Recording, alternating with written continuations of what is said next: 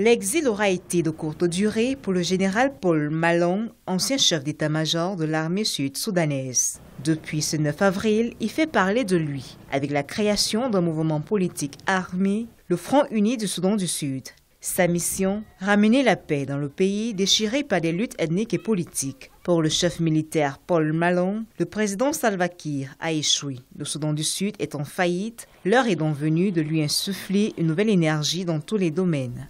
Nous devons professionnaliser nos forces armées, stabiliser et diversifier notre économie, mettre en place des systèmes agricoles gouvernementaux afin d'assurer la sécurité alimentaire. Nous devons restructurer et professionnaliser tous les organismes gouvernementaux et les institutions, y compris le rôle des services étrangers, criminaliser le vol de bétail, le rapt d'enfants et le mariage de mineurs. À très court terme, le Front uni du Soudan du Sud prévoit de rejoindre l'alliance de l'opposition du Soudan du Sud, coalition à laquelle appartient le docteur Riek Machar. Le général Paul Malong promet également de ratifier les accords de cessez-le-feu comme les autres protagonistes et il compte bien prendre part à la troisième phase du forum de revitalisation des accords de paix qui débute le 26 avril prochain en Éthiopie. Dans le contexte actuel, je ne pense pas que ce qui vient d'arriver est un simple feu de paille. Le dogme divisé pour régner risque d'être en réalité la stratégie utilisée par certaines puissances externes pour amener Salva Kiir à faiblir, à comprendre qu'en réalité c'est à trop vouloir imposer ses vues,